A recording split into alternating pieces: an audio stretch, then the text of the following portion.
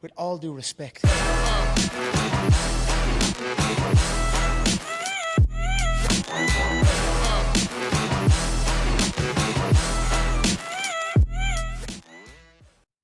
Hey, we're Josh Ortegon and Greg Gaines, and this is With All Due Respect, the show where we keep it real about health, fitness, and performance.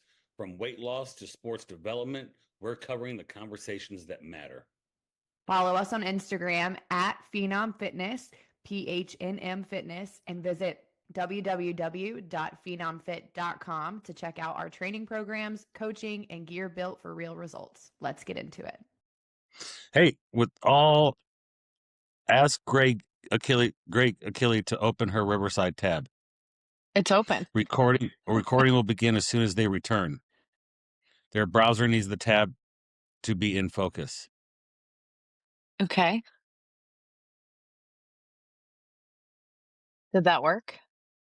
Yeah, I don't know. I guess we're recording. It says recording. Yeah, I don't know what just happened. Yeah, I don't know. I said Just we're good. cut Hey, it. we're rolling, bro. Listen, we always said the best thing about our podcast is we're going to be authentic. And we're on Riverside and we're figuring it out as we go. Right. And I don't know. We're like at episode 90, 91, somewhere along there. I lost track. Somewhere along the line, we're just going to quit saying what episode we are. Mm-hmm. Just be like, hey, you're still here. You're still watching. What's it look like from your guys? Do you guys see three screens? Yeah. Oh. Yep. So, hey, we're back with Mike. Mike, I don't even know how many times you've been on. We're always just like, hey, we need to bring Mike back on and talk about some cool. And we're going to talk today about something I think we all struggle with helping this population of people, and that's night shift workers. Mm-hmm. And when I think about night shift workers, I have worked with, I think, firefighters. Mm-hmm. I think nurses. To me, medical professionals, nurses, and firefighters have been the ones I have worked with the most. Can anybody think of another population that fits in there? I mean, you I've might worked with just a lot have of like, nurses, yeah, paramedics. mine's mostly nurses, but like Paramedics, third shift people. But I Yeah. haven't worked with anybody that's like third factory shift. third shift, Yeah. like third shift people.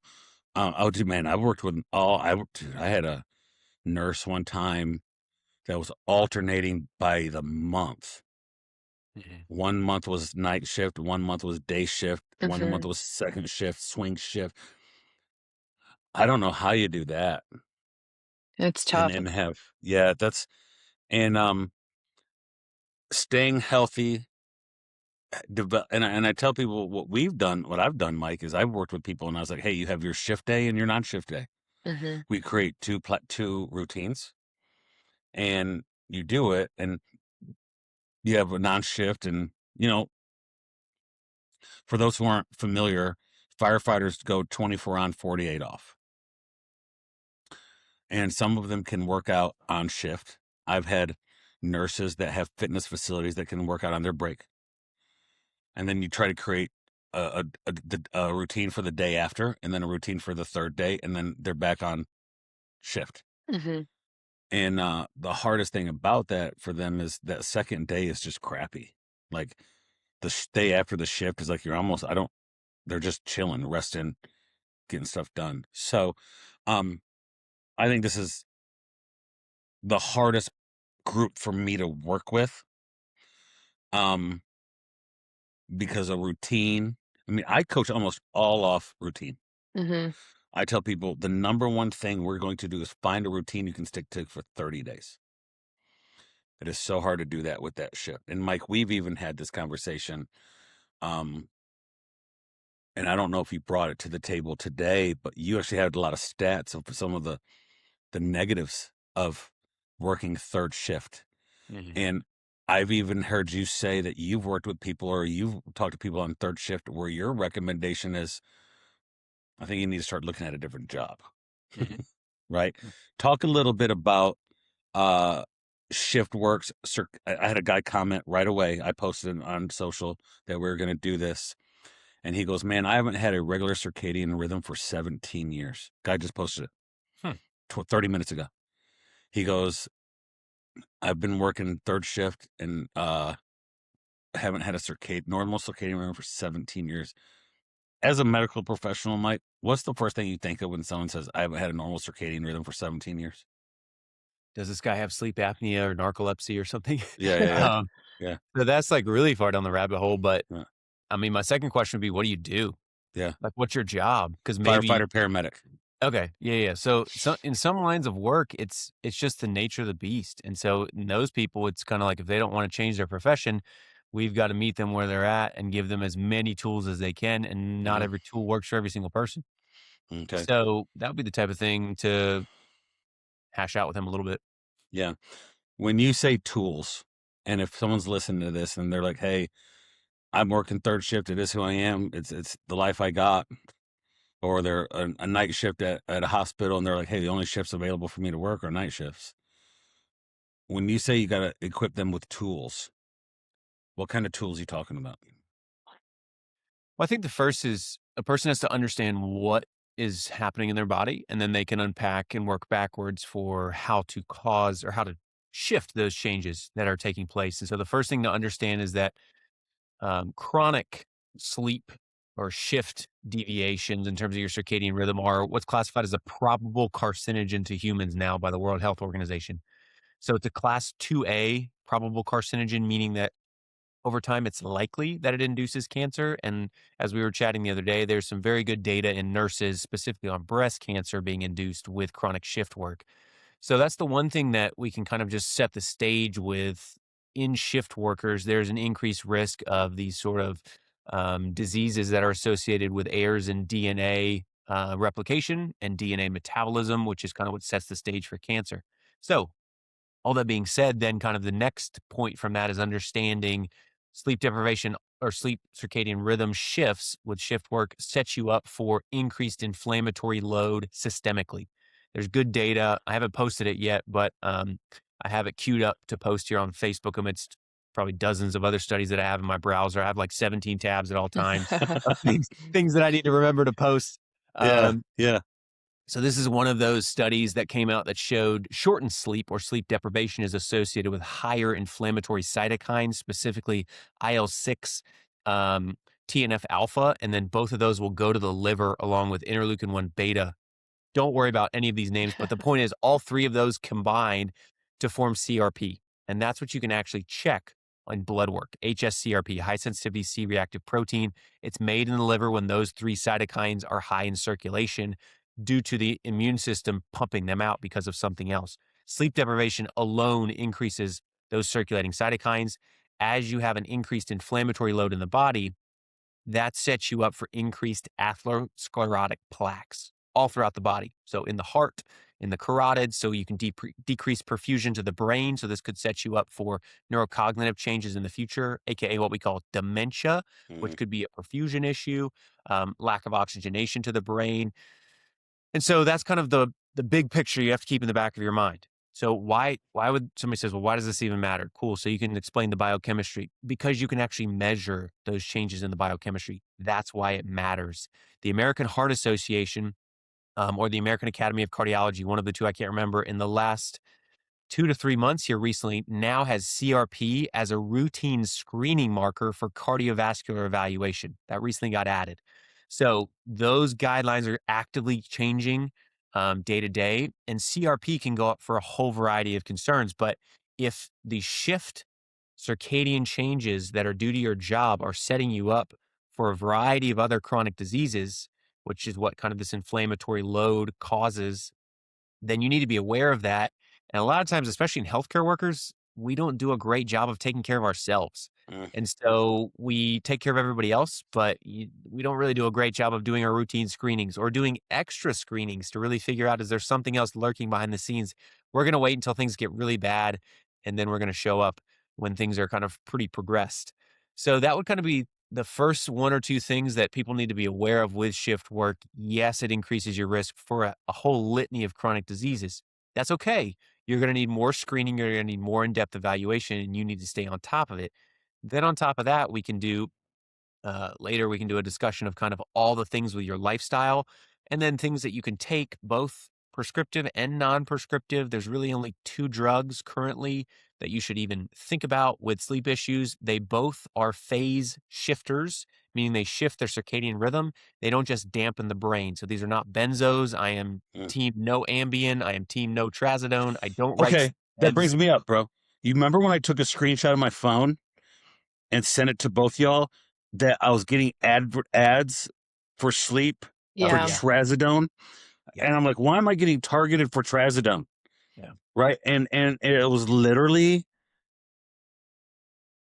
prescribing trazodone for sleep and about how great it was for sleep. And these people were like, oh, I sleep so much better now. I'm doing all these great things. I said, you're not sleeping, bro. You're passed out. Mhm. Yeah. You're not sleeping. You're knocked out. And I was like, man, this is so, and I know this because we've had the conversation. That's so dangerous. Mhm. And you were Yeah. kind of like, man, what doctor got the okay to run an ad for trazodone for sleeping? Yeah. And Right. people need to like think backwards too. When people are like, oh, well, I can't sleep, so it must be a sleep problem. Well, we can kind of work backwards from the whole CRP discussion that we just had. Inflammatory cytokines kick on the whole nervous system because inflammatory cytokines are a stressor. So when there's a known stressor in terms of the immune system's looking for a threat with these inflammatory cytokines, that's going to turn on the immune system. So that's going to turn on fight or flight. So someone can have an infection or a chronic low-grade subacute overgrowth, if you don't want to call it an infection, precipitating sleep changes. And so if you just slap somebody on trazodone, then you dampen down the brain's ability to actually respond to the stimuli from the immune system. So you've really not done anything to solve the problem. There's no workup. And that's my gripe with a lot of these online platforms that we don't necessarily know what's precipitating these sleep changes. Is it inflammatory? Did you do any labs on this patient at all before putting them on trazodone? Or you were just told by the rep, hey, this drug works for sleep if somebody can't sleep. How? Doesn't matter. Just put them on it and they'll sleep. Well, some sleep's better than no sleep, but what if it's immunologic in nature and that's why they can't stay asleep? What if it's blood sugar in nature? What if it's sleep apnea? Have you tested any of those things? Have they worn a CGM overnight? Have they done a home sleep study? If you haven't done any of those things and we're jumping straight to a med that's just going to dampen and shut down the brain, we've lost the ability to critically think. You said there were 2 prescriptions that you could consider. What are the 2 prescriptions? So the only 2 meds that this is just my personal opinion. Sure. In terms of medical indication, there's a lot of drugs that are indicated for sleep, quote unquote. But the only 2 that I really discuss with patients, the first is Ramelteon. Ramelteon is a melatonin agonist, and it binds to the M1 and the M2 melatonin receptors. So it has a little bit longer effect than the actual supplemental melatonin. In terms of the efficacy, when you compare the supplement to the drug, I don't think that data exists. I would love it if it did. And really, this is going to be I've only written a few of these, but for patients that have a hard time falling asleep, it's not going to keep you asleep. Okay. That would be the one. And the second one is Devigo. And that's a drug that actually, it's cleared for they use it off-label for like narcolepsy because it inhibits orexin, which is this wakefulness molecule in the brain. And there's a dysregulation in orexin production with narcolepsy. And so because you don't have this wakefulness hormone, or I guess it's not technically a hormone, but it's wakefulness chemical, you constantly fall asleep. And so they will give you certain things to stimulate wakefulness, but those would kind of be the only 2 I would consider. And any sort of sleep med the conversation always needs to be, hey, this should be short term to induce a shift in your circadian rhythm so that you can actually get sleep at whatever time of day you need to sleep, and then sustain that change in their circadian rhythm long term with other factors. In a lot of the sleep research, if you dive into the literature, it's called Zeitgebers, and it's German for time giver. These are different things throughout the day that will set the tone with a circadian rhythm and tell the brain when to secrete different hormones for wakefulness and sleep. So drugs can shift that, and melatonin really is the best example of a supplement that does this. But that's where you want to kind of like phase shift somebody with melatonin and with light in either direction. If you change time zones, if you have jet lag and those sort of things, those are your 2 big tools of the trade. And then if you're working shift work, you need to induce an artificial night during the day and then induce an artificial day at night. And so that's where with light, you can use things like Lux lights. Verilux is one of the companies. You can go on Amazon. It's like $30. 10,000 lux light simulates sunlight, not the same. Mhm. But that's kind of the other thing that I tell patients. If you're working night shift, and now we're kind of getting into the stuff to do, but if you're working night shift, phase shift yourself with some melatonin whenever you need to fall asleep to start that circadian rhythm. As soon as you wake up and you're ready to go with your day, turn on that Lux light, get it super duper bright. And then when you're done with your shift and you're coming out of work, even if the sun's coming up and those sort of things, you need to be wearing sunglasses. You need to have night shift on your phone, on your Oh, computer. yeah. So you basically Nice. have to like treat it like a pseudo night and basically try to block out as much light exposure as possible, because if that light enters the retina, it's going to trigger this the SCN, the suprachiasmatic nucleus in the brain, and it turns on all the infrastructure that says, hey, it's daylight. We need to secrete cortisol and we need to dampen melatonin production. Mhm, mhm, So people need mhm. to be aware of that. And people also should be aware that indoor LED lighting, indoor LED lighting can suppress melatonin secretion. This data was done in humans, in up to 50% of humans with a single short-term exposure. So you flip on the lights to brush your teeth in the bathroom and you get Mhm. this nice bright light to see everything. Boom. Now that melatonin Mhm. secretion is going to decrease transiently. Obviously, it'll slowly come back, but it's not an immediate influx.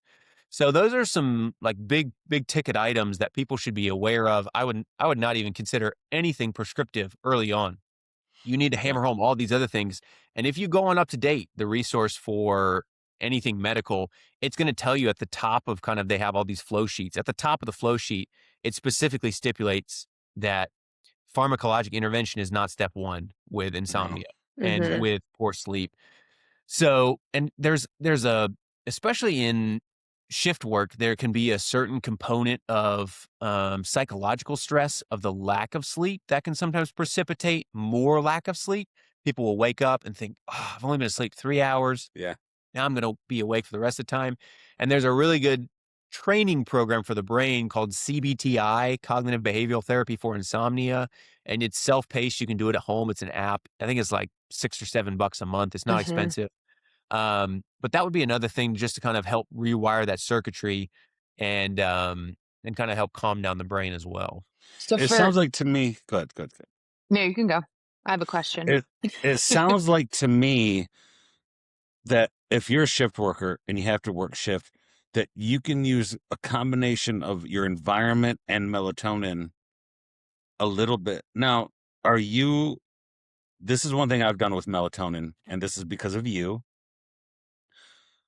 I take melatonin very rarely Mhm. anymore.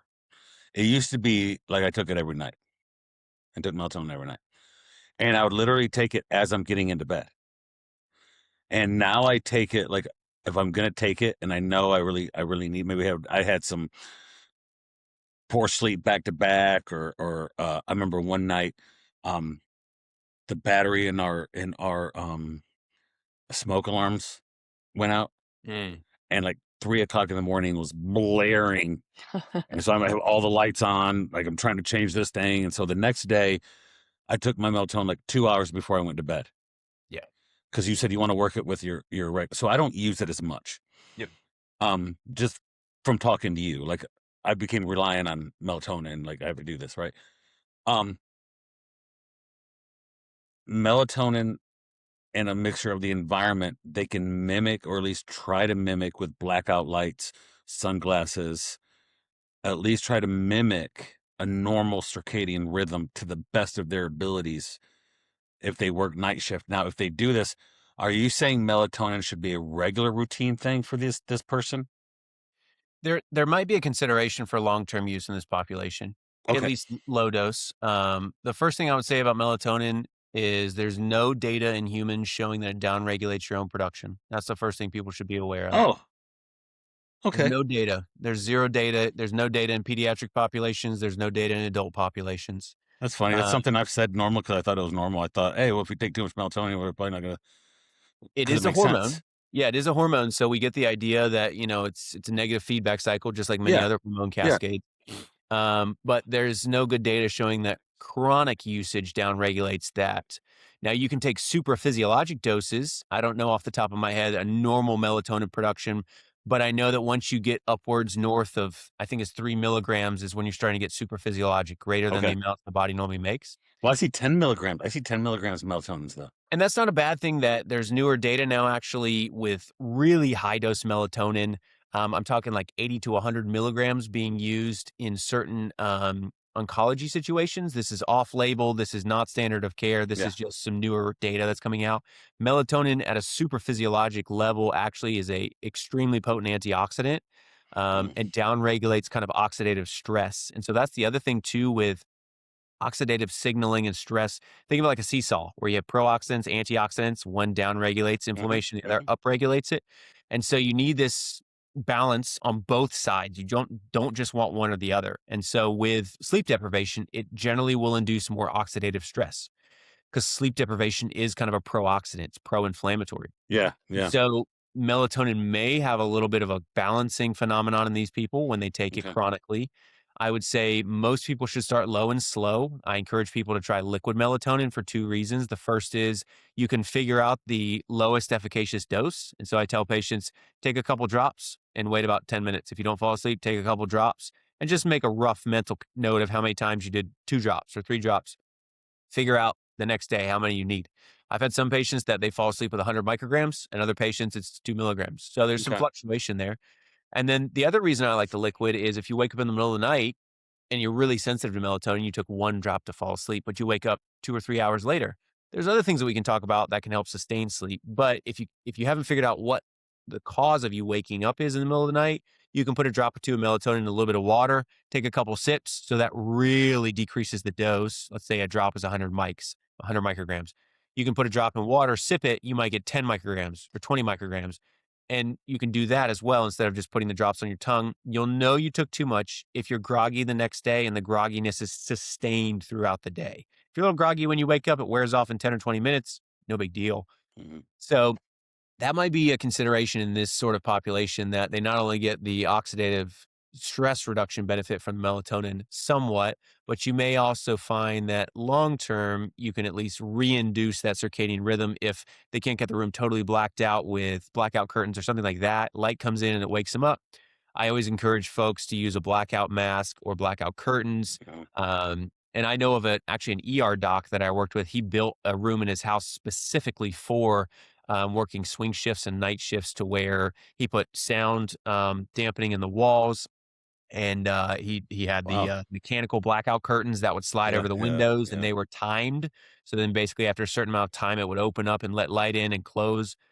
So so there are people who are very serious about it, knowing that it's their livelihood. And like I said, in an ideal world, yeah, we would get everybody asleep at night. But currently in our society, there's going to be people who are always working third shifts, swing shifts. So understanding the risks is step one, and then utilizing the tools that you find work best. And in some people, maybe that is melatonin, but you also may find that these people are more intrinsically awake because that sleep wakefulness drive is just higher from the light exposure they're getting during the day. So you may have to give them other things that downregulate signaling in the brain. So things like glycine, L-theanine, magnesium, valerian, lemon balm, like all these sort of constituent components that will upregulate GABA signaling, downregulate this one receptor called the NMDA receptor. Magnesium will do that. So there's all these kind of stimulatory pathways that you can look at, and layering some of these things on is then about enhancing, even if that person can only get 5 or 6 hours, giving them the highest quality possible with that small amount of hours to at least get them functional in their next day. Because a lot of this is going to be compounded fatigue and then compounded inflammatory signaling over decades in these people that really set them up for the injury. Yeah. 17 years of doing this is, yeah. For somebody that's thinking about, say we have a shift worker, because obviously Josh and I will with the population that we work with, how might somebody work in proper nutrition overnight and maybe where their workouts fit in? Like, what would be the best support system on those two fronts for getting good sleep? Yeah. So I would say with training, the thing to understand is data now in humans came out from, I think it was Whoop or Aura. I can't remember who put the study out, but they show that if you exercise within, I believe it was 4 hours of bedtime, significant change in quality of sleep, as well as significant lengthened time of sleep latency, the amount of time it takes you to fall asleep. And that goes 4 back hours? to, 4 hours? was it Mhm. 4 You said hours? 4 4. hours? Was it, you said 4 hours? I think it was Yeah. 4 hours. Wow. Wow. It's a long time. So Yeah. again, some of this we can get a little bit into the weeds. Some of this will depend upon each individual's enzyme activity with something called catechol-methyltransferase, COMT. Don't get lost in the weeds, but just remember there's a specific enzyme in the brain that clears out catecholamines, catechol-methyltransferase. So it basically cleaves those catecholamines and helps you to get rid of them. And so if you have one copy of COMT genetically and you're a carrier basically for this gene, you'll clear things a little slower. If you have no copies, then you have other mechanisms, but things are a little slower. And then if you have two copies, you obviously clear things faster. And so one of my questions that I'll ask patients that I picked up, one of my first mentors gave me this question, and so I never forgot it. He would often ask patients, and this is what I do now, when you get pulled over by a police officer, how quickly does it take you to stop being kind of overexcited, breathing quickly, hands shaking once the cop leaves the interaction? And if you're the type of person you get right back on the interstate within 30 seconds, you're just driving back to normal, no big deal. You clear things probably fairly quickly. And you Yeah, can I'd be the cop to the road. Yeah, for sure. I do. I've been pulled over twice in 2 months. Right. And exactly. literally, I'm just like, I got to go, bro. Right. Like, I got things to do. I got things Right. to do. So Yeah. these are kind of Yeah. the like low stress people. Maybe they're not low stress. Maybe they don't perceive it as stressful, but these are also the people that probably clear it faster than others. So that's the first thing. And so I would say with nutrition and with exercise, it's understanding within 4 hours might not be as beneficial. If you can only fit in a workout within 4 hours, yes, you're probably going to want to do it. But in an ideal sense, push it away if you can. Now, the other thing to understand is melatonin and insulin signaling are counter-regulatory, meaning that when insulin goes up when you eat, and people will say, well, I eat keto, so I'm not increasing insulin. There's good data. I can send you the study if you want. There's good data showing that beef is more insulinogenic than other carbohydrate-rich foods. Why? I don't know the mechanism off the top of my head, but the point being that you can eat protein alone, whey protein is another one, and get a very large insulin response independent of the carbohydrate. So that being said, people should just understand that if you eat very close to bedtime, you may need a little more melatonin to induce the sleep because of the fact that insulin's working very hard. This may also be why some newer data shows that people have slightly better body composition when they eat more of their calories earlier in the day as compared to later in the day. At the end of the day, it's all total calories, but there may be some nuance. There's some nuance. chrononutrition, which dictates how well we store certain macronutrients. Now we're so far in the weeds, people, don't get lost on me. The whole point of this is losing weight comes down to calories, but you may feel better with more calories at different times of the day. And you may find that your workouts are better fueled with that calorie distribution. And thus you work harder, you accrue more muscular damage, more hypertrophy, so on and so forth. So that's kind of the first two principles: timing of the workout, and then 4 hours before you go to bed, you should be working out outside of 4 hours. Yeah. And with food, there's a stipulation that ideally I tell folks, have a couple hours, 2 hours, even if it's an hour and a half. That's not ideal, but it's okay. Ideally 2 to 3 hours, you should put your last meal. But if you're waking up throughout the night and you're the type of person that you're more of kind of the thin and lanky, or you skip meals throughout the day, you might be going hypoglycemic. And even though it's ideal not to eat before bed, you may need a little protein and fat snack before bed to make sure you don't go hypoglycemic to keep yourself asleep. I was talking to actually somebody we're going to have on. I told great, we're going to have somebody on, a girl I know that really struggled with an eating disorder. And I asked her today if she'd be willing to come on. I talked to her mom because of her age, and she said, I'd love to come on. Part of this for her is going to tell her story. And that's pretty brave for a 17-year-old girl. Yeah. Right? And we were talking to her about one time she's a cross-country runner. And she goes, man, lately I've been waking up in the middle of the night. She goes, my struggles, like I'm like I just, for some reason, I wake up in the middle of the night. And I gave her the tip of getting some fat, a meal, protein, fat, hour and a half before she goes to bed, because the insulin and the adrenaline is going up. She's waking up, and she totally, it's like, she goes, Josh, that made the biggest change. being Mhm. able to add those two things an hour and a half before we go to bed, even if she said it was just like 2 pieces of cheese and peanut butter. She's like, it made the difference. And I'm like, who didn't love cheese and peanut butter, right? Like, I could Yeah. live on cheese and Especially peanut butter. together. Yeah, well, this is awesome, right? And you know, I've talked to Gray, like I have really weird meals. Like I'll have like chicken and like cottage cheese, and then I don't eat meals. I eat one thing, then I eat the next thing, then I eat the next thing. I got weird things when it comes to food. And and so the timing of doing that. And then Mike, one of the things I've done a lot, and it was your recommendation, like my second largest carbohydrate meal was my last meal at 8:30. I eat at 8:30. Mhm. I go to bed at 10:30. Mhm. And that, I guys, I've done that for years. This is one of the things Mike told me. I think Mike told me this in like 2015. Hmm. Don't eat 2 hours before you go to bed from a perspective of sleeping. Mm-hmm. And I've done it for 10 years, Mike, ever since you said it. But at Sweet. 8:30, it's not uncommon for me to eat a big bowl of, you know, I'll eat again cottage cheese and then a big bowl of oatmeal and fruit at 8:30. And it's my second largest carbohydrate meal. And you said because that can you explain why? Can you explain, like, I remember you told me why. You told me why. I just did it and it worked, and now I'm just rolling through it, right? Yeah. But you said it had something to do with helping my sleep. Yeah, yeah.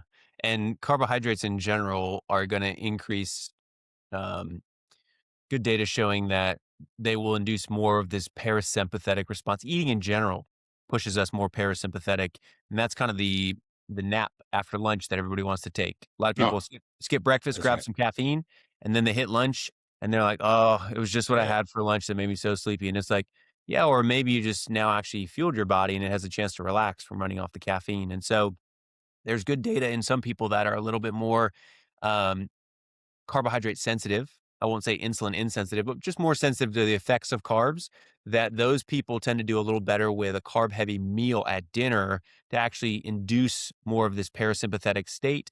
It will downregulate brain function and kind of that cognitive wakefulness that you'll use for your job or whatever else. So use it to your advantage. Have a really carb rich meal at night. And if you remember, his name escapes me, carbohydrate backloading. What was the name of that guy? Yeah. Anyways, there was this guy in the early 2000s. He came That's out with gonna this bother whole me. philosophy Is about that Dan eating. Duquesne? Or is that not Dan No, Duquesne? No. Is that I don't. the body opus guy? No, I forget his Okay. name. I was Anyways, barely this guy had born. this.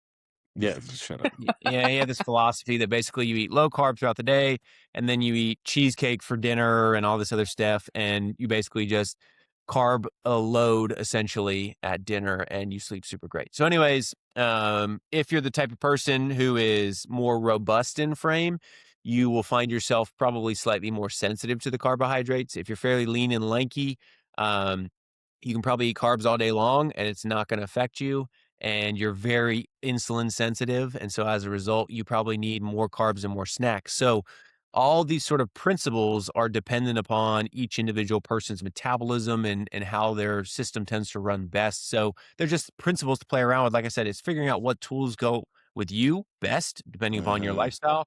So great. Did that answer your question? I always get on these rabbit trails and I feel like I'll lose the gist of the question. Yeah, no, it did, because I think that's a big piece too is, we try to work with people best on like what's going to support you with your sleep, because I think that's our main priority when we do work with somebody that is working overnight. Or I think some of this conversation can even to apply to new parents. Like, what can I do to make sure that you get the deepest sleep possible if it's only 5 hours long, right? Mhm. So I think that's a good one. Do you ever give recommendations of like meal ideas to patients that work night shift, just things that they can? I think that's a big piece of it too, is I don't know what to eat when I'm there at night because my appetite isn't what it normally is during the day.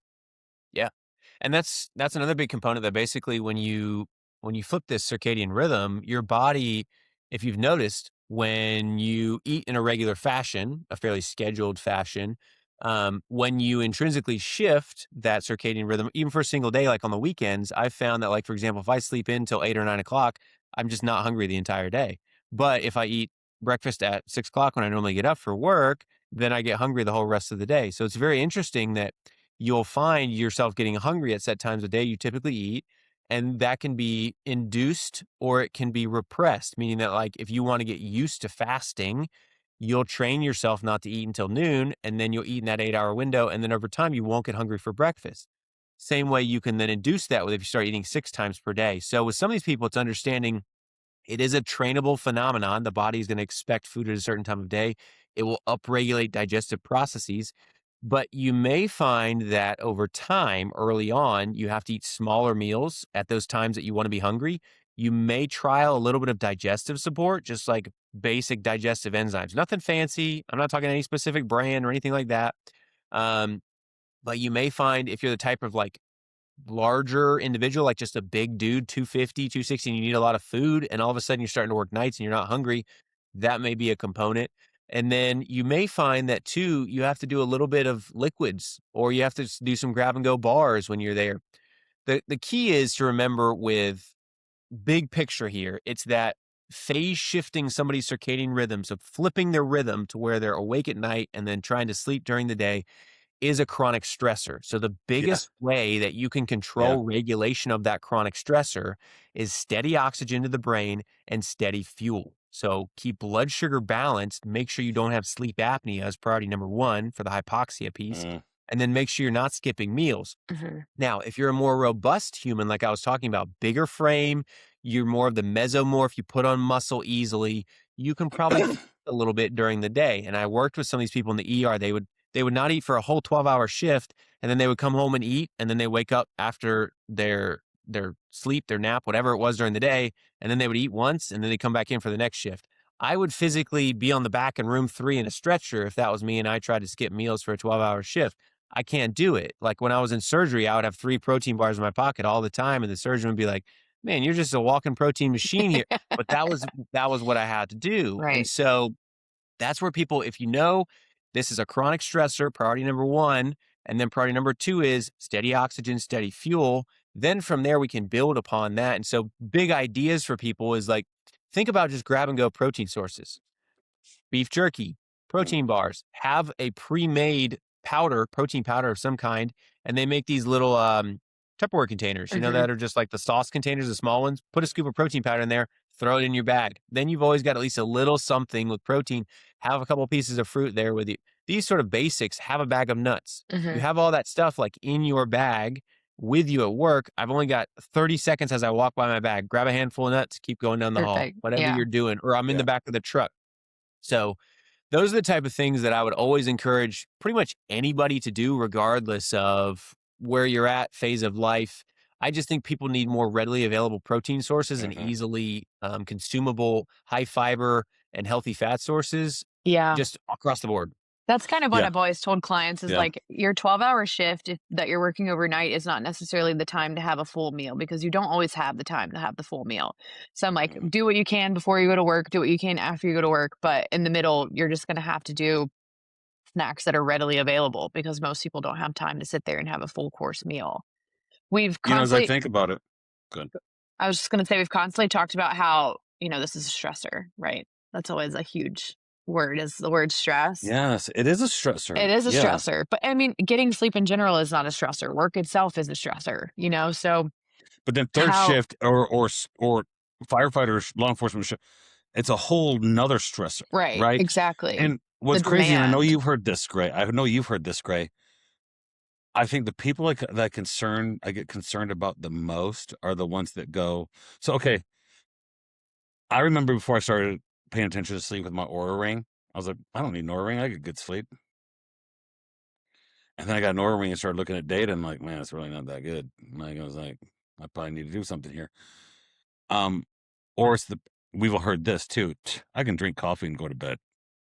Caffeine doesn't affect me, right? Those people, I'm just like, now I just, sweet. All right, move on my day, right? But you hear people say, I've been working third shift for 6 years. It really doesn't mess with me. They're just like used to the routine. I've been doing this for so long. It doesn't affect me anymore. There's no real negative to it. I've been doing it for 5 years. And to me, those are the people I'm the most worried about because you're just like, well, they're slowly damaging. They're almost used to the damage now. They're almost used to what they're doing to their brain. Those are the people that concern me the most, when it almost feels like they're apathetic to the Mm-hmm. to Well, and issues. you just made the point, Josh, that you didn't realize what was going on in your own body until you had a way to quantify it. And so in those sort of individuals, I would encourage them and say, when they're like, oh, well, it doesn't affect me, I would say, okay, well, It let's does. just get some data and just make sure it's not affecting you. And so Yeah. just basics for those people, I would say, do you have a CRP on file? If they say no, I would start with that. Do you have a calcium score? Do you know what the plaquing is in your arteries? Have you ever done a sleep apnea test? And the people that they're like, oh, caffeine doesn't affect me, there is a very tiny propensity. Yeah. There's a tiny proportion of the population that has the genetic ability to clear caffeine Clear fast. really, really fast with the CYP2A1 enzyme. And so this is like less than 0.1% of the population. So if you're listening to this, this is not you, but My most husband. people think this is them. And so they say, oh, I can drink coffee and immediately go to bed. I tell those patients, you are chronically exhausted. Yes. That Mhm. is the Yes. answer. It has nothing to do with the caffeine. The thing that we should also talk about is caffeine does not give you energy. I'll repeat that again. Caffeine does not give you energy. It's not an energy source. There's no such thing as an energy drink. Those don't exist. Caffeine blunts your perception of fatigue. That's how it works. Caffeine binds to the same receptors in the brain that the cleaved off piece of chemical energy, the phosphate that comes off of ATP, which is the energy token that our body spends to do work, when that phosphate gets cleaved off and is floating around, and then the body has to remake ATP, that phosphate binds to a receptor in the brain, and then you perceive fatigue. It builds up over the course of the day, and it increases something called sleep inertia, your desire to go to bed. So caffeine binds to those adenosine receptors. You don't feel the effects of all that phosphate floating around, but it's there. And then Mhm. when the caffeine wears off, it hits you like a ton of bricks. And then all of a sudden you're like, oh yeah, I just passed out, even though I had that Yeah. coffee after dinner. Right. Because you only bound up a certain number of those adenosine receptors and every other one was overloaded with all this excess adenosine. So that's something else that people should understand when they're using these substances. They are basically cashing a short-term check that the body is going to want a refund for. Mhm. So you are increasing adrenal stress acutely. Caffeine's a sympathetic nervous system stimulant. So it blocks the perception of fatigue. You feel mildly better, but you are inducing a further progression of the adrenals insufficiency over time. And I'll break that down, meaning that we think about, you can look this up. It's called Hanselier's curve of adaptation. Initial stressor, stage 1. Do you remember this, Josh? Exercise science? Way back when? Yeah, I do. So stage 1, you can mount a response to any stressor. Stage 2, you're still hanging on, but it's getting tough. Yeah. And then stage 3, you're exhausted. There is none. Yeah, there is no response. Yeah. So you can quantify this in people. And that's the other thing too. We talked about the CRP. You can check a cortisol DHEA ratio, which gives you an idea of how well the body's responding to acute stressors with cortisol. Can it mount that response? And then with DHEA, that's this wonderful anti-inflammatory counterpart also made by the adrenals. Or you can do a 4-point salivary curve with a melatonin first thing in the morning to see how much melatonin metabolite you actually excrete. So you can do either one of those to see what's your cortisol during the day. A lot of these shift workers are going to be absolutely flat all day long. So they're trying to induce a normalization of that cortisol curve with the caffeine because it's a sympathetic nervous system stimulant. Are you guys tracking with me? Yeah. We've all been overstimulated and exhausted at the same time. Right. Mhm. Right. I always call it the Bert Sornex used to we used to be like, if he had a Red Bull vodka, he's like, I call that the ultimate confusion. I'm stimulating and suppressing myself at the same time. he's like For a Red Bull real. and vodka going up, going down. It's absolute confusion. My body doesn't know I'm tricking my body. This is body confusion. It's a Red Bull and vodka. Suppression, depression. Yes. Stimulate same time. He used to be like, I just figure I'm breaking even with a Red Bull and vodka. So One of the things go ahead. I do want to talk about the stress piece though, because I think that's where a lot of people miss is how else can I work on my stress? Because I'm obviously getting stress from work. Caffeine is a stressor, and then I'm not sleeping super well. So I'm just living in this stress ball essentially.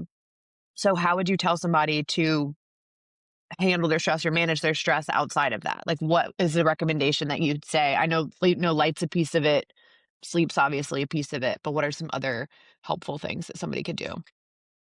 I always ask patients to quantify their biggest stressors. And so I even go a little esoteric. And so I ask patients, one of the things that I'll ask them is like, what do you do? And they're like, oh, I'm a mechanic or whatever. And then the next question I always ask is, do you like it? And you can tell a lot about a Oh, person from dang. that. And Wow. if they say, oh man, it's the best job, I have the coolest job. Can you believe they pay me to do this every day? I'm like, Mhm. cool, we can really help this person. Okay. I like But if that, Mike. somebody's That's really like, good. I've just been working this job for 20 years. I can't wait to retire. Here's my retirement date. It's in 6 years. I'm like, this will be a challenging 6 years. We'll get a lot done. But Mhm. if you have somebody who doesn't have purpose in their life, or they have a constant drain from another human, whether that be a relationship, friendship, occupational relationship with a boss who's just constantly getting after you for stuff, it's very hard to mitigate those things with lifestyle alone. And so that's kind of the first step is I have people qualify and quantify their stressors and see if they can tell me things and also investigate a little bit. Then from there, I start asking basic questions. Well, tell me about what's a typical day of eating for you? And they're like, well, I don't know. I'm not really hungry in the morning. Cool. High cortisol. My brain ticks Yeah. that one. And they're like, I do coffee. So then you can kind of break it down. Do we have steady oxygen, steady fuel? So then I'm like, how do you sleep at night? Oh, my sleep's terrible. All right. Do we have steady oxygen? You ever been screened for sleep apnea? Do you snore? Because then I'm checking off all the physiologic stressors. Because sometimes I Right. can't change the emotional stressors. Right. Mhm. So kind of going through that framework as well. And then from there, I'm thinking about, cool, if this person's eating 3 meals a day, plus or minus a snack, they're getting in some form of purposeful movement. That can be dancing, that can be gardening, doesn't matter what it is, but something they enjoy. Is this person doing something that's causing them to have fun? Are they hanging out with friends? Do they have good social connection? Good data came out during COVID showing that social isolation is as deleterious to the immune system as some acute pathogens, and also increases your risk for autoimmune propensity, meaning the immune system can't regulate itself. So social isolation is a big one anymore. And then the other thing that I always ask patients about is like, what are your hobbies? And if they're like, I don't really have any hobbies, I just kind of sit on my phone, then I'm like, all right, so we know increased social media usage is positively correlated with anxiety and depression. We also know that it's positively correlated with worse neurocognitive function in terms of short-term, but also long-term retention. So then we're starting to put together these pieces and figure out. I always tell patients like, yeah, I work in medicine, but my job all day is just solving logistic puzzles. So it's not always what's the right drug. It's talking to this person and figuring out like, hey, if you're in a miserable relationship, maybe we need to figure out, hey, can we get you in with somebody that you can talk this out and figure out like what you need? What is this other person? Kind of going at it from that perspective. And so that's where it's different for everybody, but you can think on your own life right now, hey, what are my 3 biggest stressors? So for example, in a past life, for example, a year and a half ago for me, I would tell you PA school was a huge stressor, the biggest Yeah. stressor in my life Yeah, it possible. was, man. Yeah. I think And we're then all we're all rooting for you during right, PA school, man. right. And I tell Yeah, people, yeah. it's like boot camp. There's no way to lessen how bad it is. You Yeah. just got to slog on through. And so, like acutely when somebody asks you like, hey, what's stressing you out right now? It might be, oh, dude, my dog is so sick and I don't know like what's going on. We got him in maybe it's that, or my grandmother just passed, whatever the thing is, Yeah. we can all categorize at least 1 or 2 things in our brain right now. And that's what I would go after first. And you'll probably find that once you get rid of those big piece stressors, for some people, they're like, my house is a mess. I don't even know where to start. Cool. Just clean your room. Well, Like yeah, Jordan yeah, Peterson yeah. says, like, just start that Just ball start with that, rolling. clean your And as room, you man. get things organized, you'll probably find that then you can start to tackle some of these other logistical pieces. Cause we always talk about info on this podcast. So I was like, here's all the Yeah. stuff to do. Here's all the things to know. Yeah. People are like, oh gosh, I'm so overwhelmed.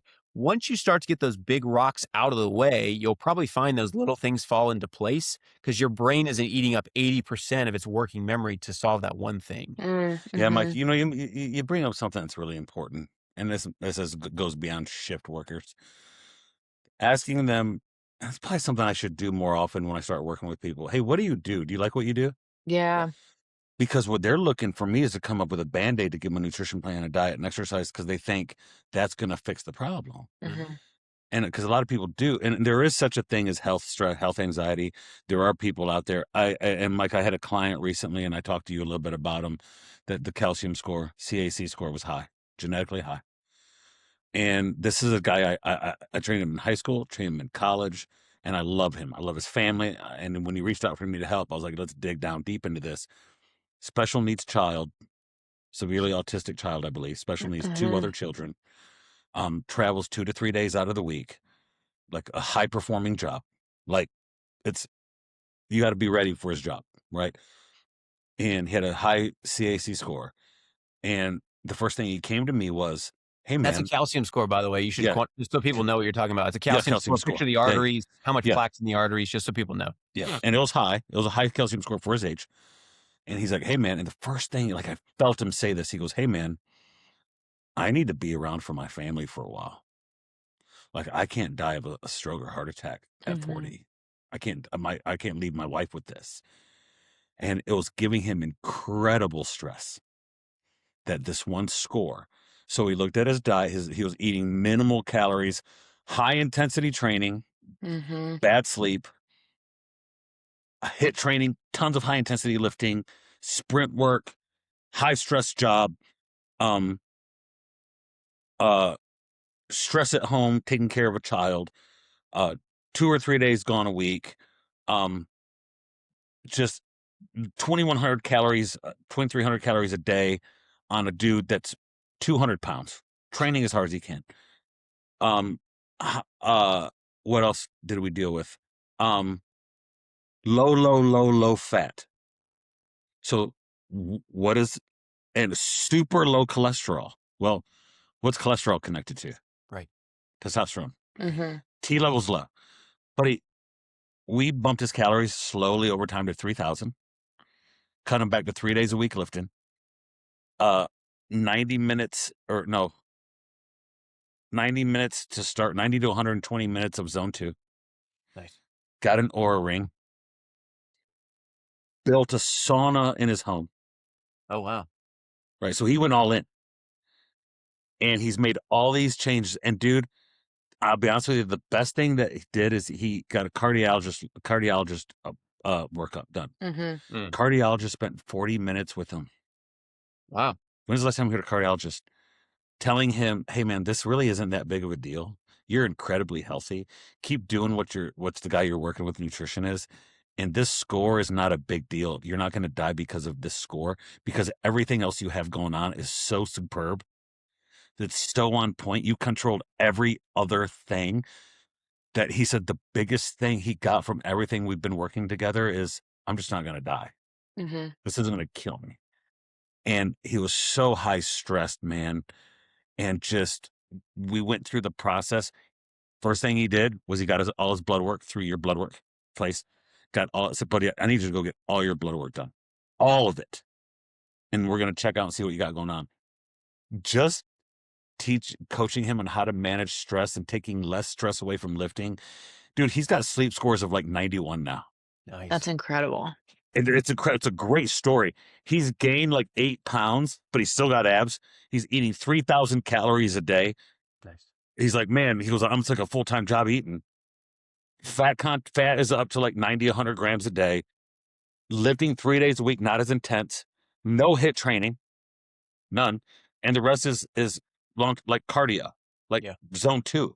And he's like, well, got this dang treadmill. I'm on it for 50 minutes, like 3 times a week. He's like, that gets on my nerves. But what is, and I tell him, said, buddy, you know what's added years to your life? It's not necessarily everything we're doing. It's, you're so less stressed now. It's incredible. Even talking to him in our follow-ups, I'm like, dude, you need to be like, keep going. Yeah. You were going to give yourself anxiety and a mental breakdown. That's what you're going to do. Yeah. But asking people, hey, what are you doing? Do you really like what you do? Do you have purpose outside of just go to work at 8 and come home at 6? Like, is there anything else you do? And then you sit in front of the TV and play on your phone and get up and go through it again. I can think of a couple clients I have right now that everything they're trying to do, nutrition and strength and health wise, none of that's going to fit and make a difference if you're actually a miserable human being. It's not going to do it. If you just hate what you do, it's not health and fitness is not going to fix it.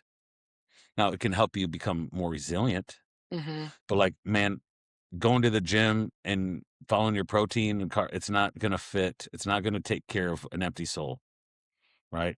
Like, that was what used to be my knock on when CrossFit first came out is, hey, quit trying to find your soul in the weight room, right? And I know it's not just that now, right? Obviously, but man, Mike, what is your scope of practice when you sit and talk to people who have health issues? What is the boundaries for you to be like, hey, do you have somebody you talk to ever, like Oh from yeah. a mental health perspective? How do you balance that? Because some people are like, hey, I just came here to get blood work and figure out how to like lower my cholesterol. So And now I've you're had a trying to, couple. I've had a couple patients that I've had many patients, but I specifically have told a couple patients that, hey, we'll probably scan the whole gamut. Like I had one patient come in with a UTI, and we ended up injecting her shoulder before she left. So I mean, like we just completely took a hard left turn because if somebody like my prerogative is if you go to the doctor, I'm going to address everything while you're there. I'm not going to make you come back for a separate visit for something else. It's like, you're already here. Why would I tell you to come back tomorrow so we can do something else? So I ask about everything all the time. And people are like, well, that's so much work. Well, yeah, I think it's just good medicine. And that's how I plan to practice for the entirety of my yeah, career. good for you. That's just the standard that I've established for myself. Other people aren't going to do that. And that's okay. That's why everybody practices differently. So when somebody comes in and I kind of get a read for how responsive they are just in the general conversation, and then I kind of cross-reference that with their chart in terms of what's their history like, and they ask some basic social questions.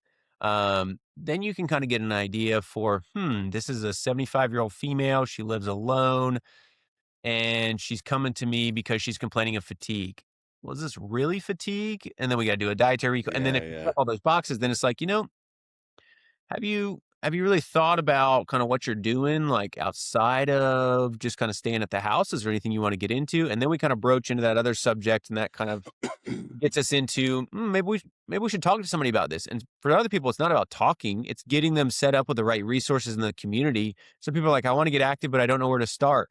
Well, my job is, hey, let's get you plugged in with Silver Sneakers if you're Yeah. eligible. Those sort of things. So, like I said, I'm just a logistical problem solver. I'm not a medication prescription writer all day long because a lot of problems in medicine outside of, extremely emergent acute pathology aren't always solved with drugs. It's solved by talking to people and treating the whole human, not just figuring out one little pathway that you need to block or upregulate or whatever the thing is. And so that's why a lot of patients will leave, but it'll be 4 or 5 different things, maybe 1 or 2 meds, maybe 2 or 3 supplements, a whole dietary overview, a lifestyle over. We'll cover all those different things. And then I'll be like, hey, I'll see you in 2 weeks so we can circle back on all this and see what's sticking and not sticking. Yeah. So that's just kind of my framework for medicine. That's how I think all medicine should be done. But there are definitely environments that don't allow that to happen. You're treating. I talk about this with coaching in a strength and conditioning environment with athletes. You have to coach the whole person. You're holistically coaching the whole person. How I coach one person, and I hear kids say this too. Like when you talk about technique or things like that, you coach and you say one thing to one kid, but something else to other kid. I said, well, that's not what you're saying. Well, because what's right for that kid is not necessarily what's right for that kid, right? I remember coaching the Olympic lifts. A kid's been doing it forever, and I expect certain technique things to be right. Well, the kid that just started, there's certain technique things. I don't care if he gets it wrong. I just need 1 or 2 of the big things to be right. I wouldn't coach this kid like that over here. Right. And you're not applying, and it sounds like to me, Mike, you don't have a fixed approach when treating the human being, right? Which you shouldn't have a fixed approach. Everybody's going to be different. And I do find, if we come full circle, that a lot of the people that work shift work, or a lot of people that work fire department, law enforcement, and work those things, really what it comes down to is they're overstressed and they're not happy. And part of it is they don't like their job. Well, yeah, and some of it too is some of those jobs encounter an incredibly high level of stress that we will Oh, never begin to never. understand. Absolutely. The switch that people, especially like police officers, have to have, that they can go from a normal traffic interaction to, hey, now somebody just got shot and I've got to go drive at Yeah. 150 miles an hour to go get over to this. That's just a different level of Yeah, you see adrenaline. life-changing things, right? You know, when you go into a burning house and you see that you walk in the burning house and the house is completely burnt and there's, things bad went inside and you start walking in and you start seeing family pictures, Right. you go, it's probably ain't going to be good, Mhm. right? I don't need to see a crib when I walk. Like there's something not going on. Right. You get a call as a shift or one thing I always think about is trauma nurses. Mm. Right? All of a sudden you're sitting there sipping your coffee and all of a sudden we got a 6-person crash. They're all coming in through the front door. And oh, by the way, it's a family and 2 kids. Mhm. Mhm. Hey, bro, I know one thing about me. Okay. I almost passed out when I saw a kid get a cramp in his calf and I thought his bone was about to pop through. There's a video of me walking onto the football field where a kid's calf cramped up. And I thought, the cramp knotted up. Yeah. I thought it was the bone about to compound pop through his shin. And my legs locked. I got woos, and it's on video. And I'm like, whoo, and I turn around. I thought I was about to walk. I know for a fact I am emotionally not made for those environments. I know for a fact that if somebody was like, hey, this is what we dealt with in a fire today, or there's a wreck, or, I had you ever smelt I had a friend of mine at the fire department I know from jujitsu. He's like, yeah, the smell of burning flesh is kind of weird. I'm like, I'm good, bro. Like, I'm good. I'm good. Like, I don't think I could manage it mentally and emotionally Right. to do those kind of jobs and come home. Um, this summer, I met somebody in our neighborhood that it's a woman, and she's worked like something like 13 years in the special victims unit Oof. in law enforcement, and I'm like, oh, I'm sorry, my sister works for a nonprofit that counsels sex trafficked children, and like, hey, bro, I promise. I told her this. She goes, Josh, I did it. I felt like it was a calling. If I don't do it, who does it? She Mm. meets, she speaks multiple languages, and she's weird, one of those weird smart people. Like puts coconut in her hair, doesn't shower, like those weird people. And and she speaks multiple languages, and she has a She went to school got her master's in psychiatry or psychology, so she can, if there's people with different languages, she can communicate with people. And she goes, if I don't do it, who also does it? And I'm like, I don't want to think about what you think about and what you have to Mhm. go through. Because she's like, hey, I got like 3 girls to intake today. I'll call you back. Like, if I text her, Mhm. I'm like, oh my God, 3 girls to intake. What's that? Yep. Gray, you know me well enough. I couldn't do it. Oh, I I know. promise you. I could. I would come home and like these people that disconnect and come home to families. Like, I don't know how you could have like a daughter, that's a Mhm. teenage daughter, work in those environments, come home and then be like, wow, like that's my daughter. Like, Mhm. I don't know if I could do it. I know I couldn't do it. And Yeah. you had to work in a trauma environment, did you, Mike? Yeah, I mean, we would see certain things in the ER, gunshot wounds, and more of the like ortho trauma stuff Yeah. went to the specific trauma units. But yeah, we saw some of that. It's definitely I think the first thing that you hit on is purpose. Those sort of people can exist in Mhm. those environments because they're like, oh, this is what I'm called to do. Yeah, for sure. And I interacted with some ER physicians that I was like, it's a good thing that you work in the ER because you're the type of person like I could roll up to your house and you'd be sipping a cup of coffee and literally the whole thing is just churning in flames. Yeah. And you're like, oh, hey, what's up? How you doing?